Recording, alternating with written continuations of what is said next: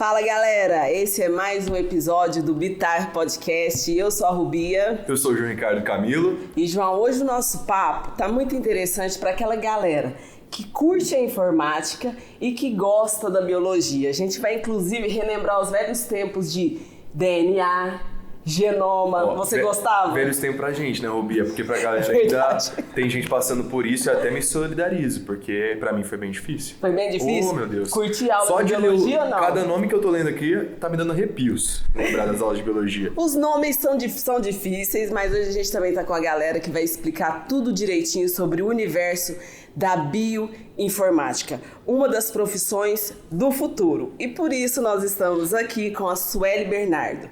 Ela que é formada em biomedicina e pós-graduada em bioinformática pela PUC. Tornou-se astronauta análoga com patentes cadete e alferes pela Vogel. Falei certo, Sueli? Isso.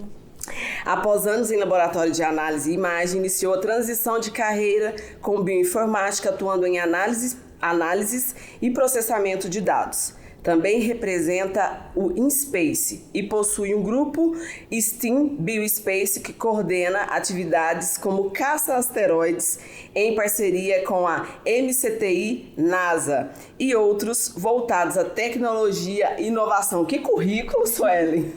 E eu já estou curiosa para saber como que ela entrou nesse universo aí para se tornar uma astronauta. Seja muito bem-vinda. Obrigada, é um prazer estar aqui, conhecê-los e estar participando deste episódio que é um tema que eu gosto bastante e vai ser bem interessante. Vamos nessa então, Suelen. Com a gente também o Vitor Ceballos, ele que é graduado em biomedicina pela Universidade Federal do Triângulo Mineiro, com habilitação em análises clínicas, atuou como monitor no Encontro Mineiro de Biomedicina, realizou 3 iniciações científicas em bioinformática com bolsa da FAPEMIG.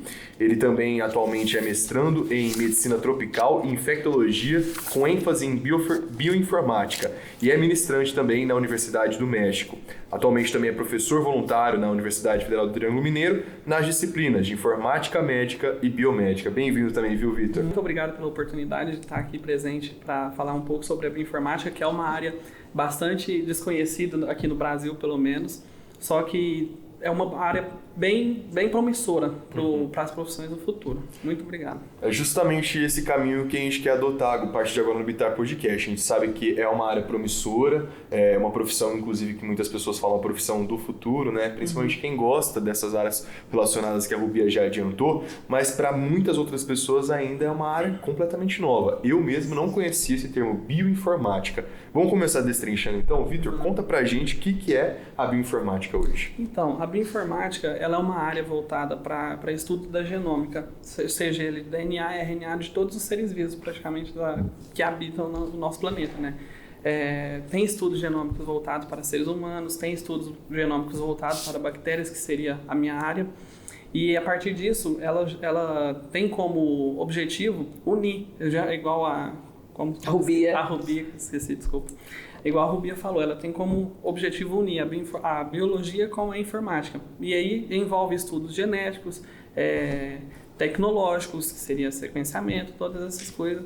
É uma área bastante promissora para os próximos anos aí, que está em crescente. Ô, Rubia, para quem gosta de biologia e está identificando esses termos, está lembrando das aulas que provavelmente para a galera foi semana passada, e gosta disso, já fica muito atento que pode ser uma oportunidade para você começar a desenvolver e quem sabe um dia seguir carreira nessa área, assim como fez a Sueli, estão fazendo, né, a Sueli e o Vitor nessa área de bioinformática. Sueli, mas para a gente adiantar, quais são os principais desafios para essa área?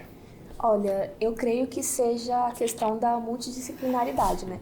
Que por ser a junção de 2 áreas, contempla as coisas tanto da área da informática, programação um pouco, analisar dados e afins, e a parte da genômica, da genética, que nem você citou, os nomes, os DNAs. Então, eu creio que essa seria a maior complexidade, assim, de fazer assimilar os dados. Mas vocês conseguiram driblar esses desafios em cima dessas dificuldades e hoje são referências nas áreas que vocês estão atuando. Rubia, astronauta na mesa do Bitar Podcast, você imagina essa é a primeira vez. O que é a oportunidade que a gente está tendo hoje. Então, Sueli, vamos aproveitar e começar um pouquinho sobre falar do seu interesse sobre isso. Quando é que começou? Foi cedo? Em que momento que você percebeu que era a área que você curtia? Acabou meio que acontecendo assim ao longo da vida, que eu sempre gostei bastante dessa área científica. E aí a questão, por exemplo, de astronauta e essa área relacionada ao mundo espacial foi na pandemia. Eu era voluntária de um projeto, o Caça Asteroides, que o governo, o MCTI, né, que é o Ministério de Ciências, Tecnologias e Inovações, ele fez parceria com a NASA para um projeto de literalmente caçar asteroides. A gente baixa os pacotes de dados que vem no site, aí analisa em um software que é disponibilizado por eles. Nisso a gente gera um relatório e devolve para eles, e caso tenha catalogado algo, eles entram em contato e aí segue. E quando terminou a pandemia, a gente acabou sendo chamado, né? Teve uma cerimônia de entrega de medalhas e afins, e eu acabei entrando nessa área. E aí eu juntei uma coisa com a outra e descobri também a questão da bioinformática, que é uma junção, assim. Nesse período você já tinha formado em biomedicina? Eu formei ano passado, na verdade. Então foi tudo simultâneo, então? Foi, e acabou que juntou tudo e agora a gente tá... E como que você arrumava tempo pra tanta coisa? Só caçar asteroide já pra mim... Demandava tempo. Acabou sendo um hobby, assim, porque a gente ficava muito em casa, então você só precisa ter acesso a um computador com internet e ter paciência de ficar analisando as imagens pra ver, como se diz, pra ver se algo se mexe lá no meio. E deu certo. E deu certo, acabou dando certo.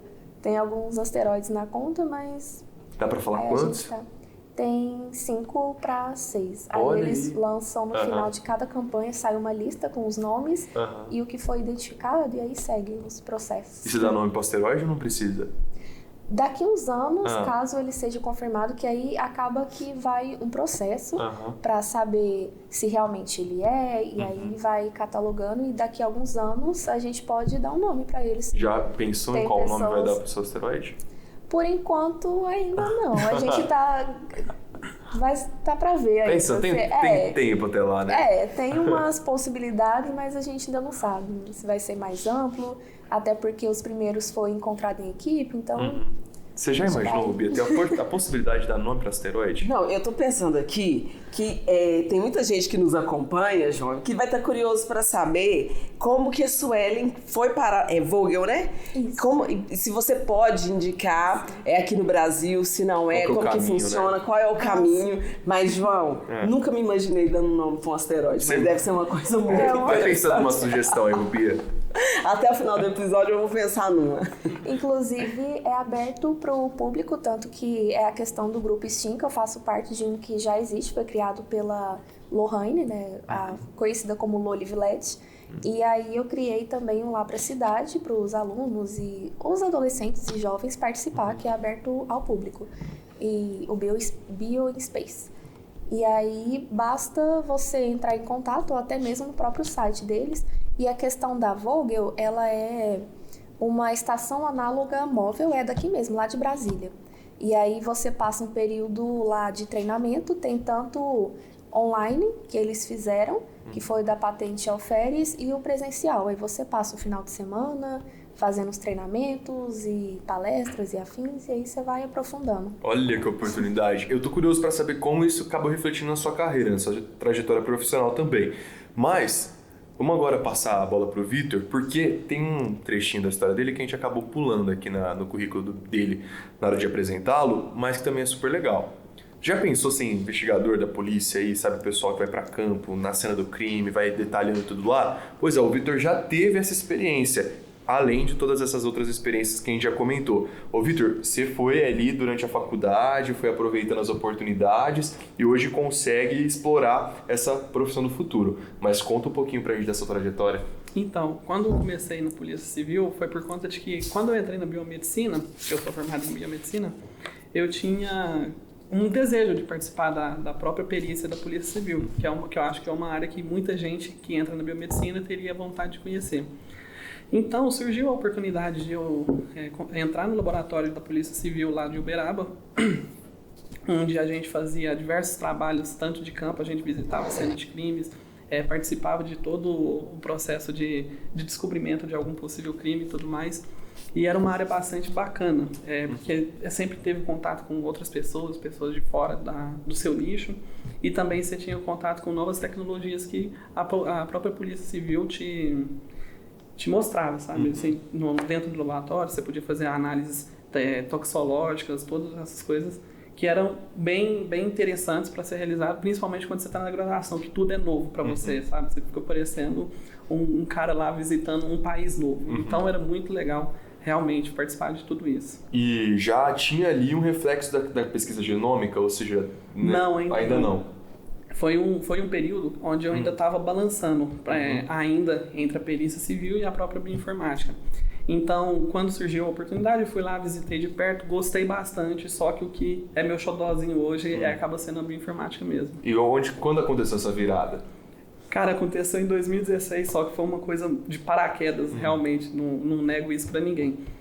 Meu orientador, ele tinha acabado de entrar na faculdade, tinha um semestre, eu acho, que ele tinha entrado, e ainda não tinha alunos de bioinformática com ele, então eu acabei sendo o primeiro aluno dele. Só que quando eu entrei na bioinformática, eu pensei que era uma área totalmente diferente do que ela realmente é, entendeu? Eu não tinha uma sabedoria de que poderia ser, que pesquisa que eu podia realizar em relação a ela. E aí meu orientador exerceu o papel de orientar, né, me orientava quais etapas eu podia participar, quais pesquisas eu podia realizar. E aí, a partir disso, eu sempre achei muito palpável para fazer esse casamento, tanto da biologia quanto com a informática. Então, acaba sendo uma área bastante aplicada em pesquisas genômicas, né, que destrincha praticamente o material genético de qualquer ser vivo. Então, é uma área muito ampla, uma área muito boa de participar, que sempre vai ter coisas novas para ser feito. Nunca vai ficar naquela mesmice de outras pesquisas que são realizadas hoje em dia. Sempre vai ter alguma coisa nova para você visualizar. Ô Sueli, aproveitando o gancho aqui da fala do Vitor sobre, né, as múltiplas possibilidades da bioinformática, como ela tem contribuído aí com as outras áreas da ciência, com os avanços da medicina, você teria algum exemplo para apresentar para a gente? Então, por ser bem amplo, ela pode ser aplicada até mesmo para melhorar e facilitar, agilizar as coisas que já existem, como, por exemplo, na pesquisa de medicamentos ou de identificação de novas variantes de doença, a medicina personalizada também, que ao invés de você ficar testando, você pode já ir direto ao ponto. Então tem várias aplicações assim. E a gente sabe que enquanto essas pesquisas estão evoluindo, vai surgindo a necessidade de mais especialistas, assim como vocês, nesta área que para muita gente, como eu disse, é uma área muito nova. Vocês conseguiriam separar assim, quais habilidades quem deseja seguir uma carreira nessa área precisa ter? Eu acho que gostar de estudar é a primeira delas, isso, né? Mas com certeza. Quais são as outras? Então, em relação a isso, acho que a pessoa que for seguir a área da bioinformática, ela precisa ter uma formação sólida em biologia, né? Que aí seria duas áreas da biologia, que seria a genética, para você estudar o material genético, DNA, RNA, proteínas, essas coisas, e também a biologia molecular. Só que aí a biologia molecular você acaba tendo contato mais na graduação. Então, são duas áreas que andam de mãos dadas, não se separam nunca da bioinformática. Você sempre vai estar utilizando os dados que você obtém da genética e da biologia molecular e aplicá-las na bioinformática. Então, são áreas que não são dispensáveis. E também é desejável você ter um certo conhecimento ou uma certa afinidade com a própria área da informática, que aí seria na linguagem de programação, alguma coisa. Não precisa ser uma coisa muito avançada. Você consegue, sabendo pelo menos o básico de cada coisa, de cada linguagem de programação. Só que é desejável você desenvolver isso, entendeu? Porque acaba sendo uma mão na roda, praticamente. E aí, você vai falar, Ou seja, eu não tenho nenhuma nem outra. Essa não Acho é que o uma máximo área que vou me você... aproximar da pesquisa genômica é entrevistando os especialistas aqui. Sueli. E aí, diante disso, existem muitos desafios para quem está atuando nessa área. Aqui no Brasil, vamos falar de Brasil. Como que está a evolução da bioinformática no nosso país? A questão da pesquisa é um pouco complicada, né, por falta de investimentos, assim, não tem tanta abrangência, são locais praticamente mais privados, né? Empresas que estão começando, assim. Então, seria um desafio maior conseguir entrar também, né? Subsídios. Recurso ali, né? Para que haja investimento nesse sentido. Sim. E a gente sabe que essas pesquisas estão acontecendo, mas elas acontecem, ao que parece, em locais muito específicos, né? A gente sabe que a gente está falando de um país continental. Sim. Em relação a isso, é o que eu estava falando com a Suelen mais cedo. A bioinformática, ela tem muito nicho, entendeu? É pouca gente de fora que realmente sabe o que a bioinformática pode ser feita, pode fazer. E faz muita coisa, mas muita coisa mesmo. Então, essas pesquisas sempre acontecem ou em empresas muito, muito fechadas, e também em laboratórios de universidade, que aí é o meu caso, onde a gente trabalha na Universidade Federal do Triângulo Mineiro, e lá a gente desenvolve pesquisas relacionadas ao material genético de bactérias, descobrindo possíveis alvos de drogas, possíveis vacinas, essas coisas. Só que por falta de investimento, acaba tendo que... Não conseguimos passar da informática, do in silico para o in vivo, né? Que seria para ir para a bancada. Então, esse é um dos principais desafios também. Olha aí. Enfrentamos. E você...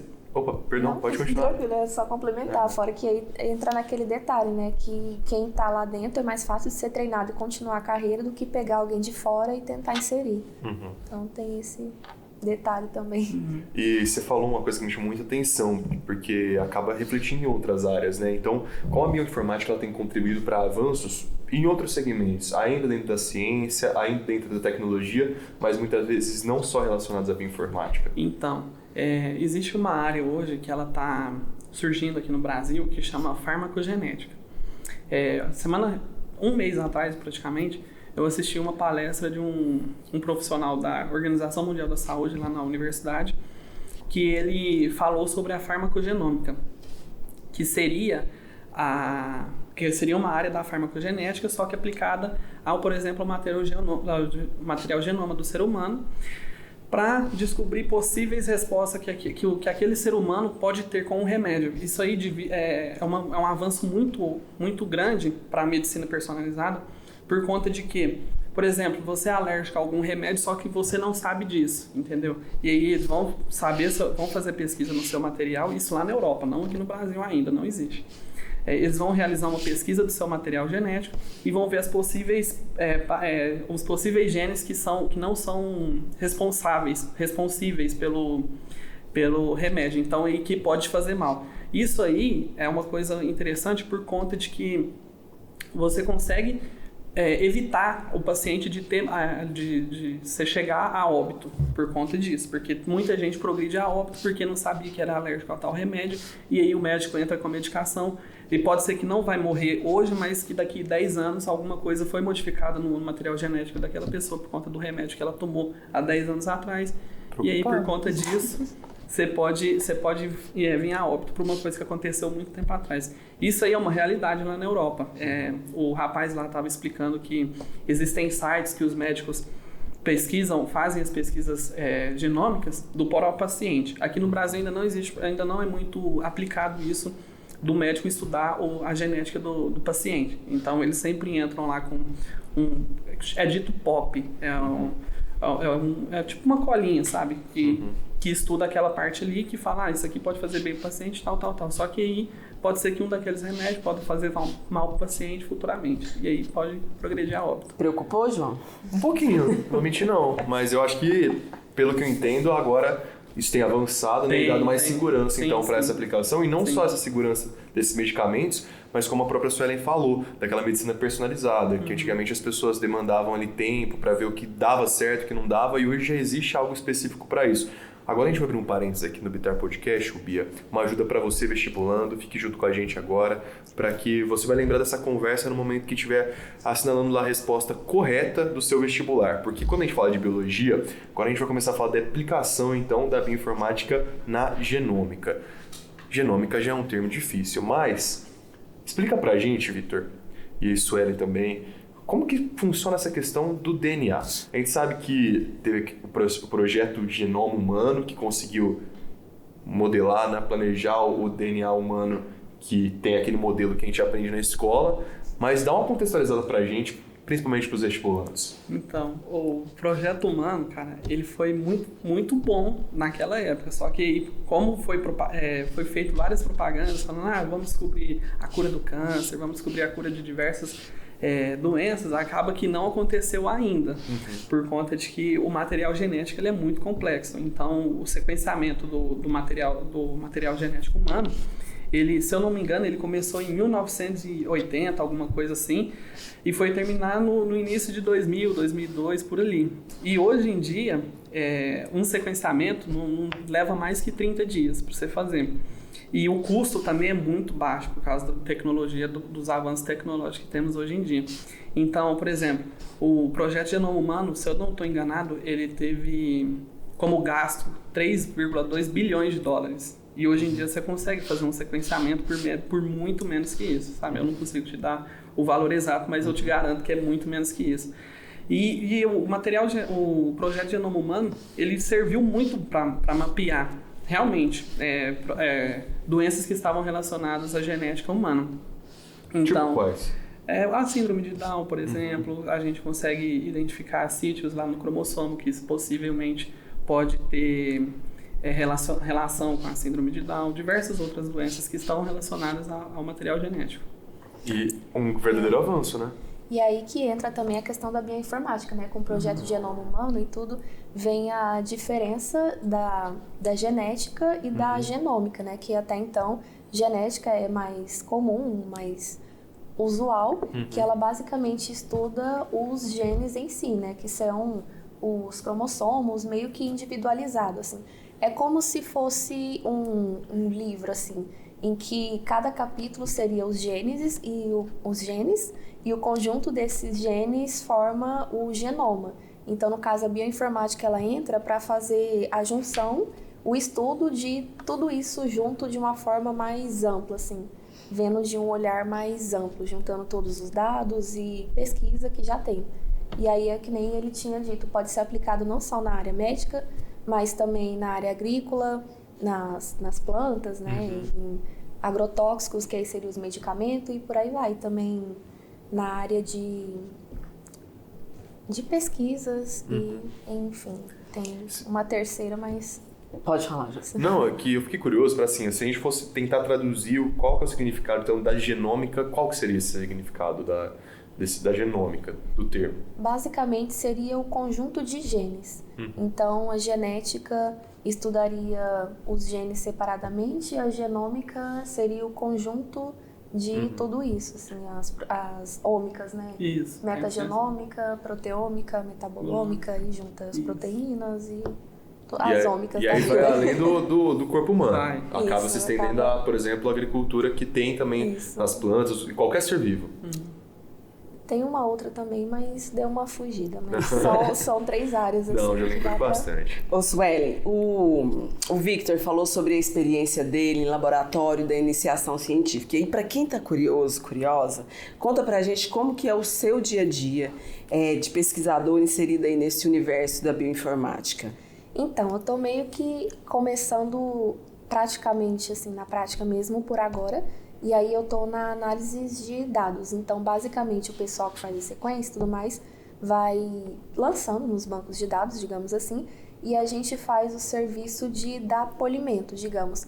Porque assim como na análise convencional, né, por exemplo, uma coleta de sangue, o resultado final do seu exame vai depender de como foi feita a coleta. Se o coletador não fez muito bem, por exemplo, a sepse, ou na hora de coletar ficou muito tempo com o garrote no braço e por aí vai. Então, todo um procedimento gera as consequências. Então, a gente praticamente analisa para polir esses dados, para deixar ele mais, digamos, mais limpo assim possível, que quanto mais detalhado, melhor será a aplicação deles. Então, a gente dá essa polida e vai lançando nos bancos de dados e fazendo essa... E aí depois, quem acessa esse banco de dados com todas essas informações? Pesquisadores e o pessoal da área médica mesmo, assim. Quer mais um dado impressionante sobre isso? Só para você ter ideia, viu? Estudos mostram que o uso da bioinformática na medicina personalizada, que foi um termo que a gente já trouxe aqui nessa conversa do Vitar Podcast, pode reduzir os custos dos tratamentos em até 50%. E mais do que isso, aumentar as taxas de sucesso terapêutico, ou seja, para dar tudo certo, em até 60%. São estudos que foram feitos recentemente que estão mostrando como isso tem impactado nessa situação da medicina personalizada. Ou seja, com esse mapeamento, com esse avanço da tecnologia, cada vez mais a gente está próximo de situações que favoreçam a longevidade, a qualidade de vida. E aí eu vou fazer uma pergunta polêmica. O Vitor já falou aqui. A tal da cura do câncer. Eu imagino que seja o desafio de muitos os cientistas. A gente vê avanços quanto a isso e qualquer novidade, qualquer notícia, né, que a gente vê de passos que a ciência, a medicina e a bioinformática estão dando, é algo a ser comemorado. Mas que nível que está? Não só essa do câncer, mas Alzheimer, outras situações. Então, essas pesquisas relacionadas a essas doenças, essas diversas doenças, eu acredito que elas ainda estão caminhando, porque são sempre doenças muito complexas, sabe? Não é uma coisa que você vai chegar lá e falar, igual o Einstein fazia, né? Que é o Eureka e tal, escrevia tudo lá no quadro. Quem dera, né? Pois é muito mais complicado do que realmente a gente pensa que é. Mas eu consigo te falar que hoje está muito, mas muito avançado mesmo em relação a 20, 30 anos atrás, por conta de que, por conta do surgimento da bioinformática, ela é uma área nova para nós aqui no Brasil, só que em outros países ela já existem praticamente desde o primeiro computador, que aí foi lá em 1960, 1970.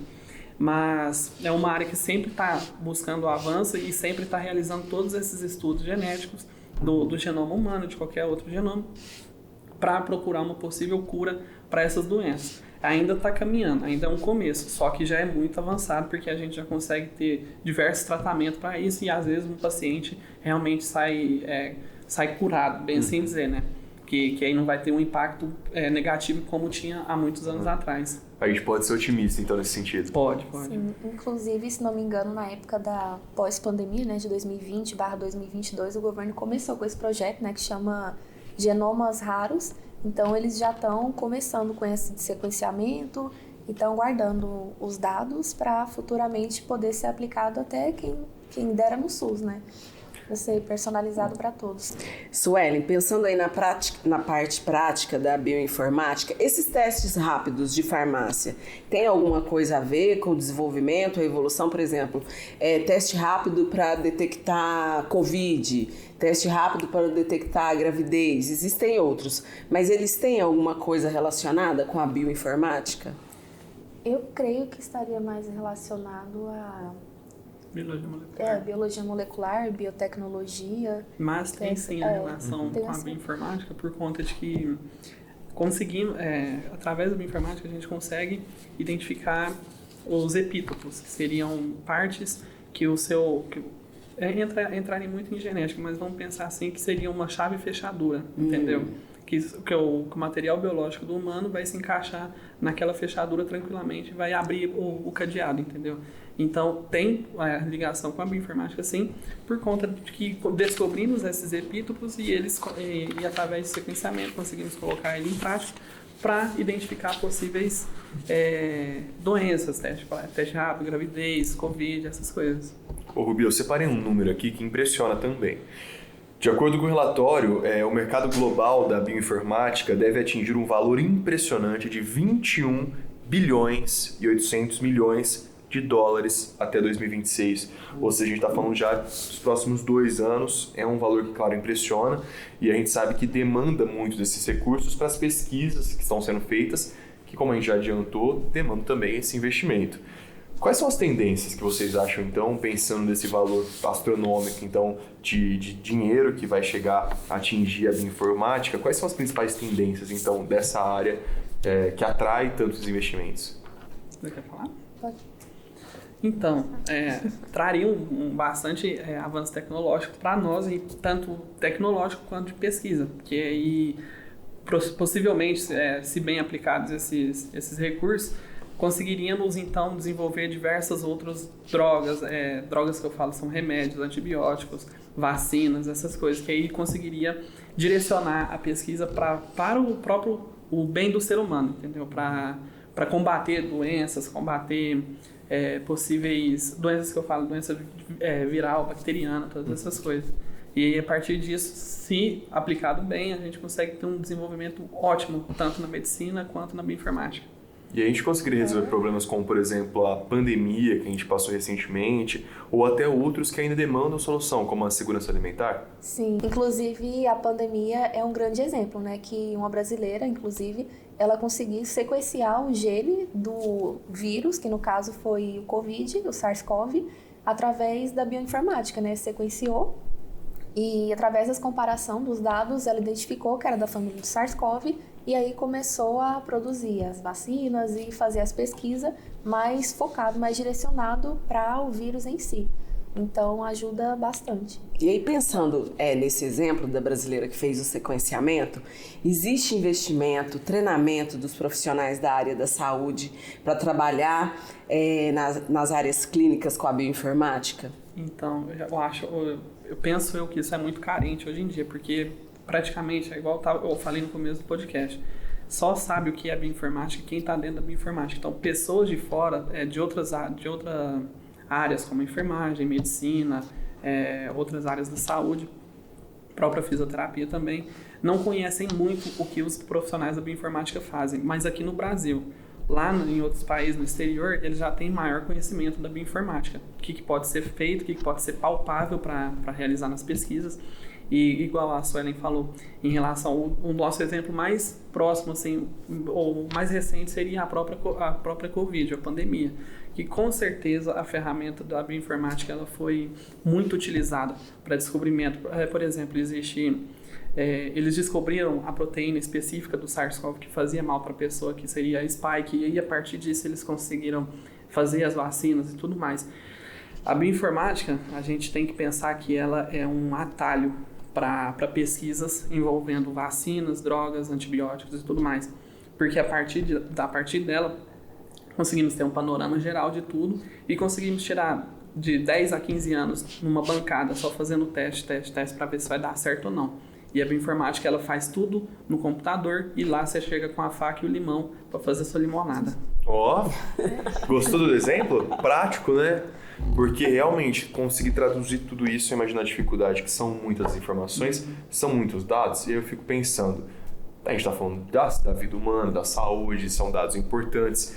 Existe alguma agência, algum órgão, alguma instituição que faz o controle, a fiscalização para saber se tudo está cumprindo? Existe também um código ético? Como é que é esse cenário hoje? Seria mais o conselho de bioética mesmo, para estar acompanhando se está sendo tudo feito dentro da legalidade, se não está sendo usado para outros fins, e as agências mesmo que fazem as pesquisas. Pegando um gancho em relação a isso, tudo que envolve estudo humano, estudo do genoma humano, realmente precisa passar por um conselho. Porém, a bioinformática ela é muito... Me fugiu a palavra, mas ela é muito perspicaz. A gente consegue fazer diversas pesquisas que não precisam passar pelos comitês de ética. Quando são essas pesquisas são realizadas através de bancos de dados públicos. Por exemplo, existe um site que chama NCBI, que é o National International Biotechnology. Ele nos fornece dados de sequências genômicas de bactérias, de diversas outras seres vivos, e aí a partir disso conseguimos realizar sim pesquisas genômicas que podem estar relacionadas a doenças que os seres humanos podem contrair a partir desses organismos.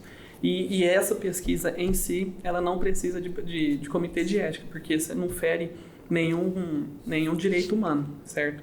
Porque já está depositado num banco de dados público, qualquer pessoa no mundo tem acesso a esse site. Seja ela uma pessoa, no seu celular você pode ter acesso a esse site e ter todo o material genético daquela bactéria, daquele vírus, daquele ser vivo. Essa pesquisa em si não precisa passar por comitê de ética. Pensando aí que a bioinformática envolve diferentes áreas, no começo do episódio a Sueli citou a área médica, a agropecuária, a área agrícola, também a veterinária, né, Sueli? Existe algum outro mercado aí onde vocês têm uma visão de futuro que a bioinformática vai ser bem trabalhada nos próximos anos? Eu acho que você citou todos os nichos praticamente, mas aqui, pelo menos no Brasil, acredito que ela deve estar muito envolvida a agropecuária, que aí é o carro-chefe do nosso país, certo? Que aí estudos evolutivos de diversos alimentos que vêm do campo, propriamente de gado, bovino, que por exemplo, lá na minha cidade, em Uberaba, tem sempre a Expo Zebu, que ela é famosa no mundo inteiro, vem gente de todo mundo. Lá eles já fazem melhoramento genético para aqueles animais, só que eles ainda não utilizam da bioinformática. Então, a bioinformática seria um atalho gigantesco para aquela área, para o estudo do melhoramento genético daquela área. E também na agropecuária relacionada à alimentação, tudo mais, os transgêneros também tem um dedo da bioinformática, porque foi a partir dela que conseguimos sequenciar o genoma de cada grão de arroz, de cada coisa assim, e identificar possíveis locais que possam estar susceptíveis ao ambiente que ela foi plantada. E aí eles tiram aqueles genes e aí, a partir disso criam um alimento que foi modificado geneticamente, mas que vai continuar fazendo bem para o ser humano, vai continuar tendo carboidratos e tudo mais. Quando fala de oportunidade, o olhinho do Vitor até brilha ali, que eu notei. É verdade. Sueli? E um extra até bem mais amplo, assim, agora saindo um pouco do comum, seria a questão da área espacial também. Ao invés de ter que esperar chegar lá para fazer as pesquisas, experimento e saber como que, por exemplo, a gravidade, os raios ultravioleta e tudo mais agem no nosso corpo, a gente já pode fazer simulações. Então, no caso, a bioinformática também poderia e vai, né, ajudar nessa área de pesquisa. E tem também, por exemplo, as coisas que estão sendo plantadas lá fora. Então seria bem útil para não esperar chegar lá e ter uma surpresa. Você pode fazer a simulação e ver o que pode ser melhorado antes mesmo de chegar lá. E pensando nessas oportunidades, vocês acreditam que o caminho seja esse? A biomedicina, a graduação, para quem se interessou, o que vocês orientam, então, para que as pessoas consigam fazer essa trajetória? Então, a bioinformática é uma área muito ampla. Eu participei de um curso de verão lá na UFMG, e lá eu realmente pensava que era praticamente biomedicina, que era ciências biológicas, que era só esse pessoal que estudava. Mas quando eu cheguei lá, cara, tem pessoas que são engenheiro agrônomo e estudam bioinformática. Tem matemáticos que estudam bioinformática, que aí eles analisam mais a parte de estatística e docking molecular, que seria a questão da chave fechadura que eu havia dito anteriormente. Tem diversas áreas que são ligadas à própria bioinformática. Então, não é um nicho só para biomedicina. Se você tiver vontade de aprender, você pode adquirir conhecimento através da bioinformática. E até uma área extra que eu vejo que vai ser bem necessário daqui a uns dias, enfim, é a questão da cibersegurança, né? Tudo sendo automatizado, principalmente com a questão da IA e, enfim, esses bancos de dados, a questão de proteção mesmo vai ser uma área bem necessária também. Então, os especialistas da área de TI e também a pessoa pode fazer a migração ao contrário, que nem a gente foi da área da saúde e está indo para a parte mais informática, o oposto também pode. O pessoal que trabalha nesse desenvolvimento de softwares e afins, eles também podem estar migrando ou criando coisas para a gente poder utilizar. É uma área com grande expansão. Sim, é bastante ampla mesmo, com multidisciplinaridade. Agora, para quem ficou interessado e quer continuar essa conversa, vocês recomendariam algum filme, algum livro, algum conteúdo para as pessoas que sentiram interesse? Quem sabe até um portal de caçar asteroides? Vocês fiquem à vontade agora para fazer essa recomendação. E tem o maior exemplo de todos, né, que seria o projeto do genoma humano, na revista Nature. É uma linha de leitura ótima para quem quer entender um pouco mais sobre o material genético, quais doenças estão propensas ao material genético humano. Essa seria um bom começo, apesar de ser uma leitura um pouquinho mais avançada, mas eles sempre colocam um pouco com uma linguagem mais acessível. Uma dica, até falando da questão da cibersegurança, pegando esse caminho, o governo, né, o MCTI, que é o Ministério de Ciências e Tecnologias, ele disponibilizou gratuitamente esse ano um curso de cibersegurança completo, começando do zero. Basta você acessar o portal, se não me engano, se chama Hackers do Bem, e aí você faz a sua inscrição gratuita e tem toda uma trilha, um conhecimento assim. Então já, digamos, as pessoas que gostam dessa área assim, mais de programação e informática já é um começo. E aí Nossa. assistindo. Olha, que conteúdo rico que a gente traz hoje do Bitar Podcast. Eu acho que para muita gente, termos novos, mas termos muito interessantes. Só agradecer vocês por ter conseguido desmistificar e traduzir tudo isso numa linguagem e trazer um pouco de esperança, porque eu saio otimista dessa conversa, né, não, Rubia? Eu também super otimista, vou entrar no Biospace e ver como que é essa questão também de caçar Você asteroides. pensou no nome Não dos pensei asteroides? no nome, mas no próximo episódio eu trago essa informação. Um asteroide chamado Rubi. Ó, já gostei. Pode ser. Pode ser? Tá batizado. Asteroide rico. Sempre, ó.